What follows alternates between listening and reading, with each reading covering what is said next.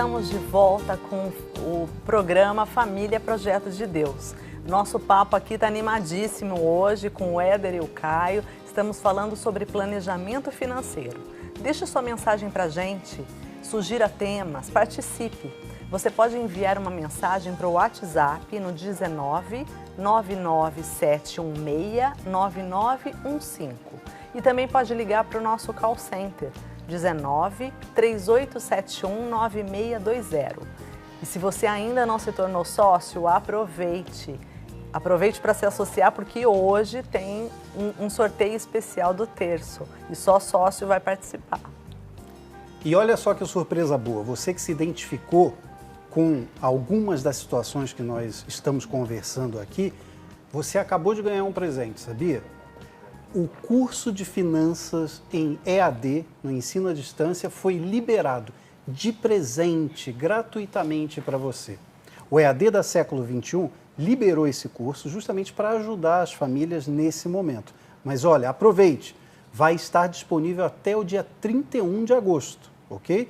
Entre na nossa plataforma, verifique então nesse guia prático de como administrar o seu orçamento, como elaborar uma lista de prioridades, por exemplo, como separar aquelas coisas mais básicas, né, para controlar aí as suas finanças.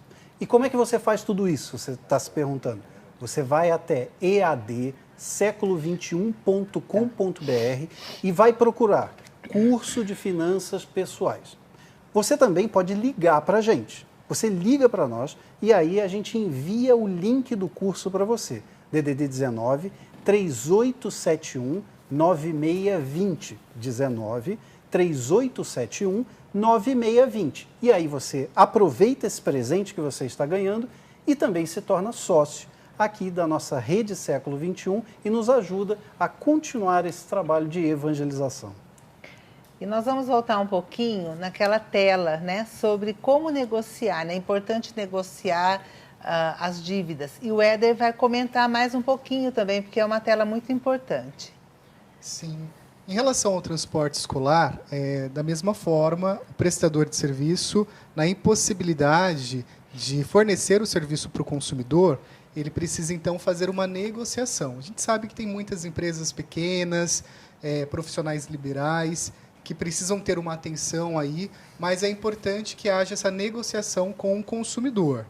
Em relação às viagens, o Código de Defesa do Consumidor estabelece como direito básico a proteção à vida, à saúde, segurança. Muitas pessoas deixaram de viajar. Às vezes aquela lua de mel, aquela viagem tão sonhada, chegou a pandemia, ele contratou e a empresa não quer devolver mais o dinheiro. Então isso está proibido. Com a pandemia, o governo determinou alguns direitos também.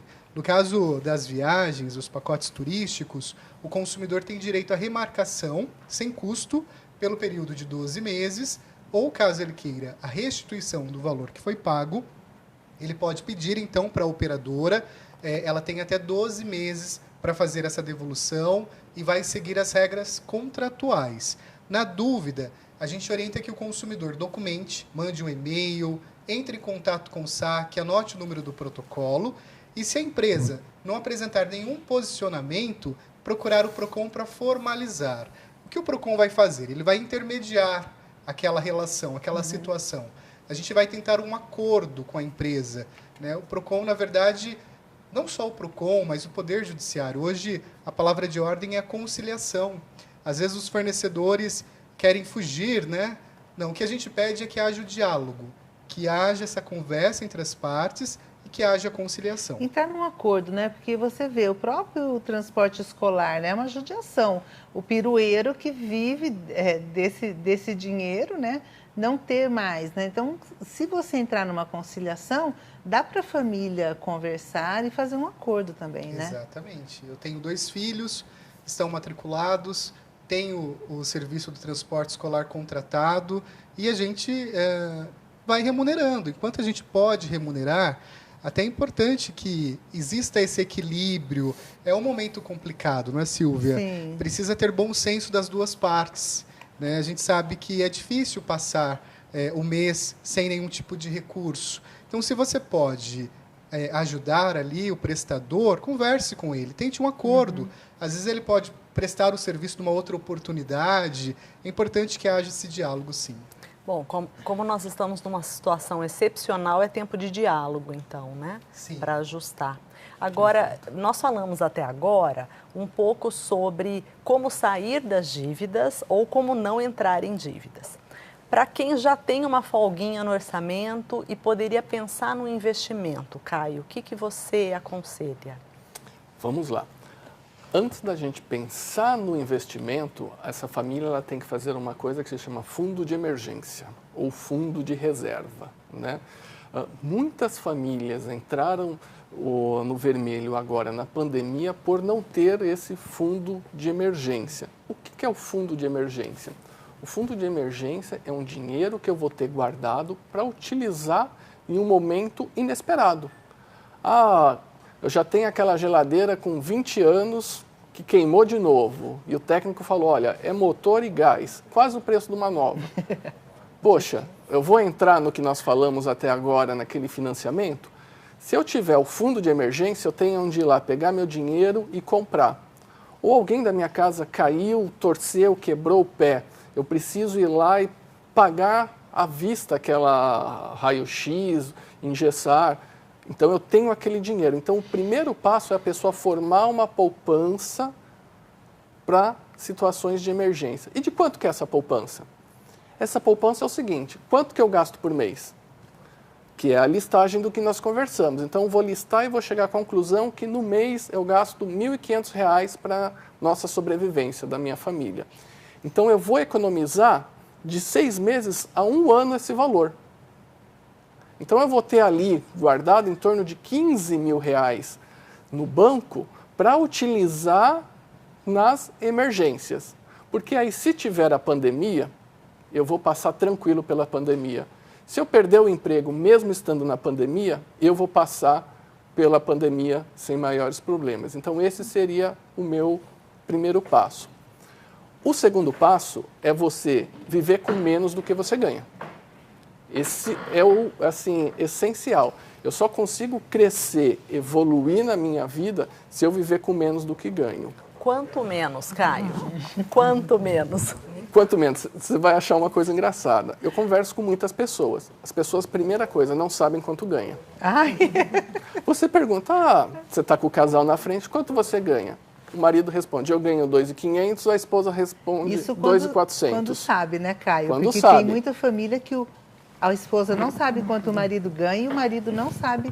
Isso é terrível, né? Então não consegue nem sentar para conversar, Exato, né? que já é um grande problema de comunicação. Mas geralmente quando você pergunta isso para a pessoa, ela responde o quê?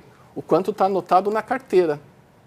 Ela não sabe que o que vem para o bolso dela não é aquele valor. Então eu vou ter o desconto ainda de imposto de renda, de INSS, um desconto da empresa. Então o primeiro passo é esse, ela não ganha 2.500. Isso é o bruto, é o que está na carteira. O líquido para ela vai ser lá uns 2.200, 2.300. Então é aquilo que ela vai ter que viver. E antes de você fazer qualquer coisa, você tem que se pagar. Aí você vai escolher uma porcentagem, né? Vou tirar 5, vou tirar 10, vou tirar 15% do meu salário e guardar, reservar.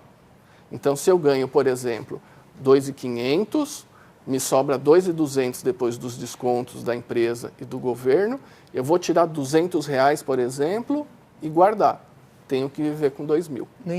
Já no início do mês. No início do mês. Que nem faz com o dízimo também, né? Igual já tira o dízimo, quem paga o dízimo já tira no começo, porque se deixar para o fim do mês, não vai pagar o dízimo. Quem tem aquela mentalidade, o que sobrar no mês eu guardo, nunca sobra. E essa quantia que vai ser guardada como? Essa quantia tem que ser guardada como? A reserva de emergência, ela vai ser guardada num local de fácil acesso. O que é um lugar de fácil acesso? Debaixo do colchão. Não, debaixo do colchão a gente não pode, porque a segurança não está muito garantida. Eu vou colocar no banco, numa conta que eu vou ter um fácil acesso. Já esse dinheirinho que eu vou ter para investimento, eu vou colocar em alguma aplicação financeira que renda mais e que seja mais difícil de eu mexer. Certo? Para quê? Para eu não cair na tentação. Na tentação. Que o diabinho vai estar aqui, vai. né? Mas se você colocou ela numa aplicação, que você tem que pedir o resgate, que aquele resgate vai demorar uma semana, 10 dias, 15 dias, então você fala, que trabalho, que complicado, tal. Aí fica mais difícil de você se perder. E até mais ou menos o que falam do cartão de crédito, né? Você pega uma vasilha, você enche de água, coloca o cartão de crédito lá dentro e bota no congelador e deixa lá. Aí, quando você pensar, tiver a tentação de usar o cartão de crédito, mas vai ter que descongelar, não, então deixa o cartão lá, né? Então você acaba não usando. Né? Exatamente. E nós estamos recebendo muitas participações. Então vamos ver algumas delas, né? Vamos começar pela Wanda. A Wanda Rico deseja uma boa noite a todos nós. Ok, Wanda, muito obrigado. Uma ótima noite para você.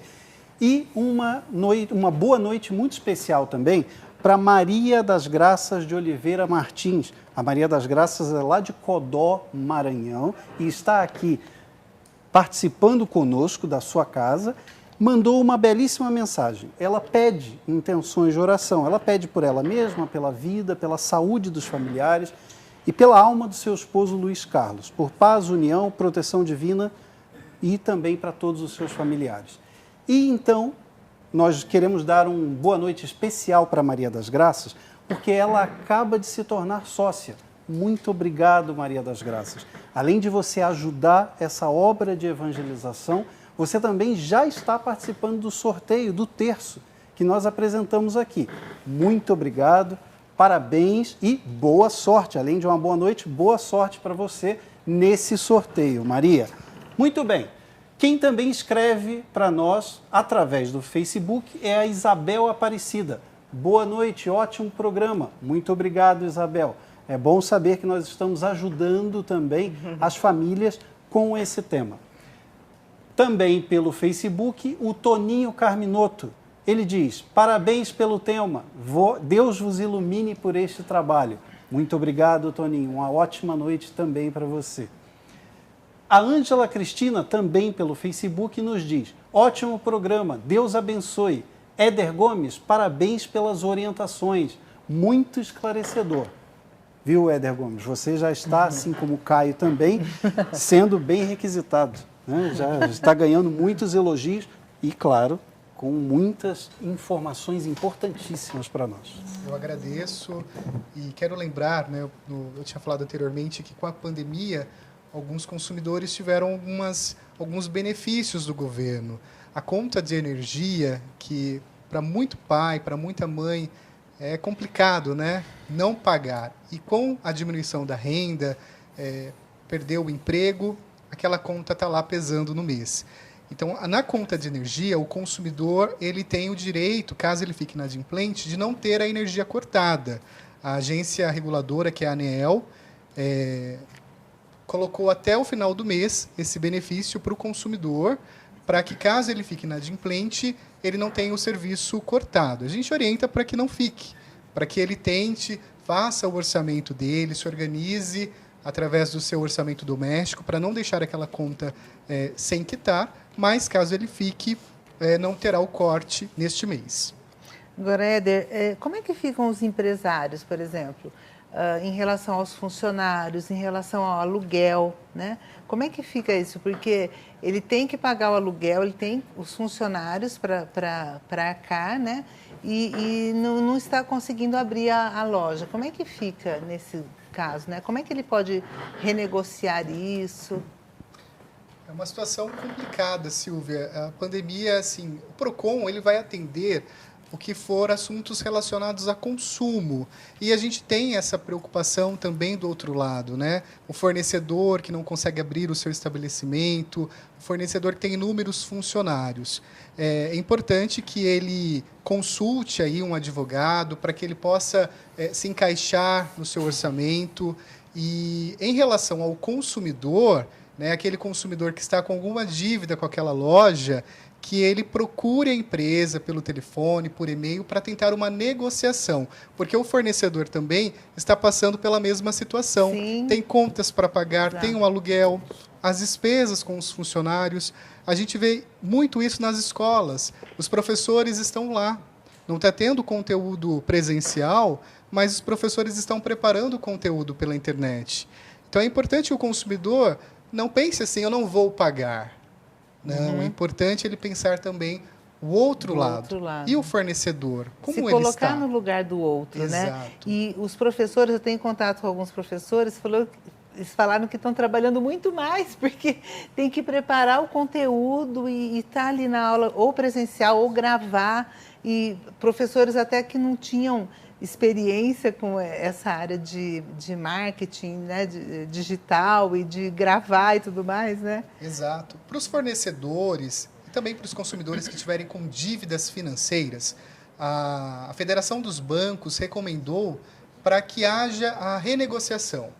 Então, aquele financiamento de veículo, aquele empréstimo, o que se pede é para que o banco atenda o pedido do consumidor de prorrogação de vencimento, para que ele possa passar o mês com maior tranquilidade. Se, eventualmente, o consumidor não conseguir um acordo com a sua instituição financeira, até porque é uma recomendação, não é uma obrigatoriedade, a gente orienta que ele procure o PROCON, porque é direito básico também do consumidor a revisão contratual em decorrência de prestações desproporcionais. A pandemia é um fato superveniente. Ninguém estava preparado. Então, eu tenho lá uma mensalidade, um financiamento imobiliário de R$1.000, R$2.000 por mês e a minha renda diminuiu. Por qual motivo a empresa não pode, então, prorrogar esses vencimentos para que o consumidor não fique inadimplente? Então, na impossibilidade de conseguir um acordo, embora não seja uma obrigatoriedade, o consumidor pode tentar a conciliação pelo PROCON. E esse nosso tema já está surtindo efeitos. A nossa sócia Raimunda, lá de Jequié, Bahia, olá Raimunda Trindade, ela quer saber como participar do curso. E se você também quer participar do curso de finanças pessoais, é fácil. Entre pelo www.eadseculo21.com.br, eadseculo21.com.br, e procure Finanças Pessoais. E aí você terá acesso a esse curso de finanças pessoais gratuitamente até o dia 31 de agosto. Então, aproveite. Raimunda de Jequié, corra lá e aproveite. E aproveitando também, vamos ver agora um vídeo que o Padre Eduardo, olha só, preparou para nós, falando sobre como lidar com as dívidas e a importância também de confiar na providência divina. Vamos ver um trechinho?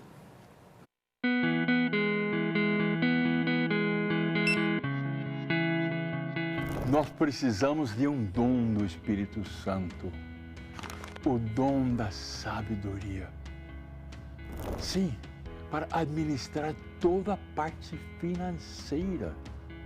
Temos que fazer um planejamento. É muito difícil. Muitas pessoas estão dizendo que estão com dívidas. Sim, é um desequilíbrio financeiro. Nós podemos pedir e Deus vai nos mostrar o caminho. Deus quer que nós estejamos bem em todos os sentidos.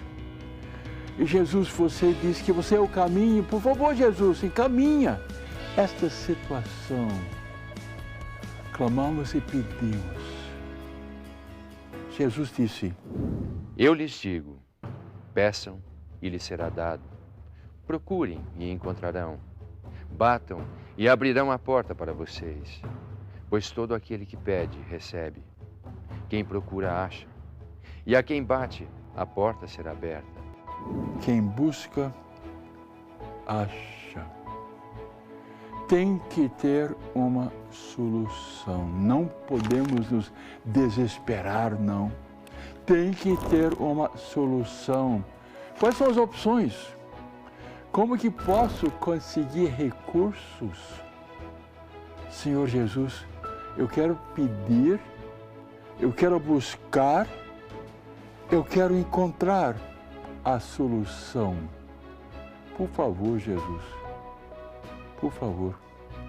Certamente a solução é a união com as outras pessoas. Quando um membro da família não está bem, os outros têm que ajudar, não é? Os filhos têm que ajudar pai e a mãe, é obrigação. Deus quer que nós estejamos bem. Senhor Jesus, queremos pedir a cura financeira. Por favor, Jesus, mostre o caminho. Mostre o caminho, Senhor. O que nós podemos fazer para nós nos sustentarmos? Jesus, a situação não está bem, mas nós acreditamos na divina providência.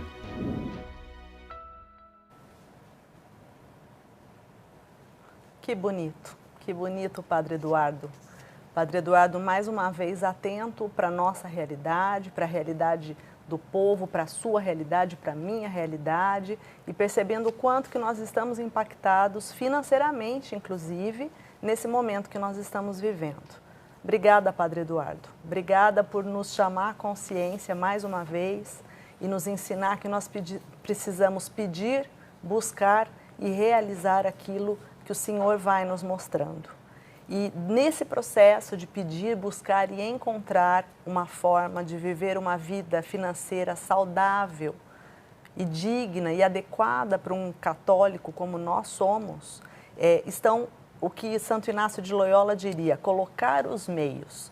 Hoje, no nosso programa, a TV Século XXI já nos deu vários meios. O Éder e o Caio estão nos ajudando, então, a, primeiro, saber como sair das dívidas.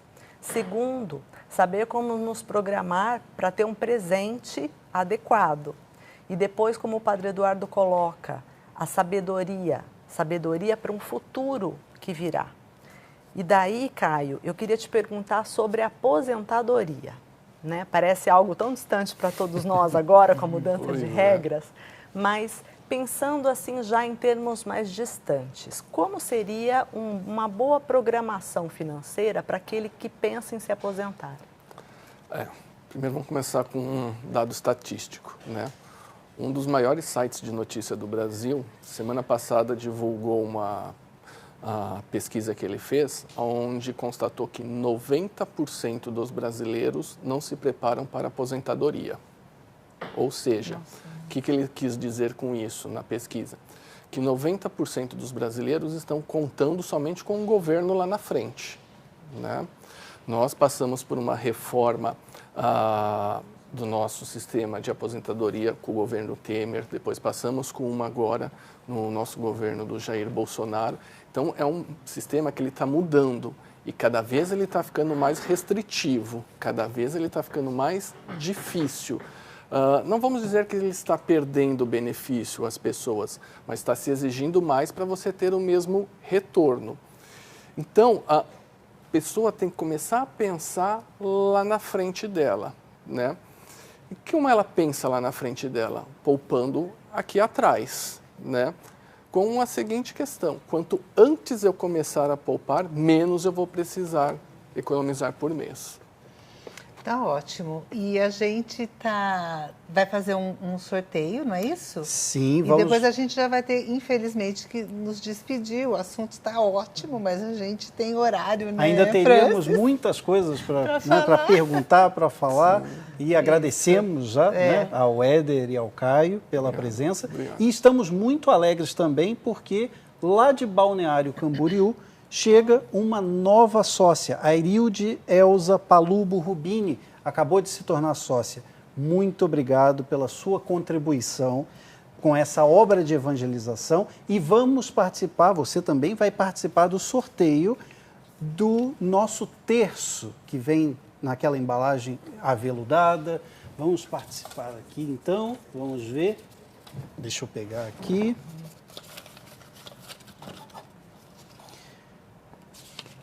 O sócio ganhador, então, é a Maria das Graças de Oliveira Martins, de Codó, Maranhão. Ela que se tornou sócia hoje. Parabéns, Maria.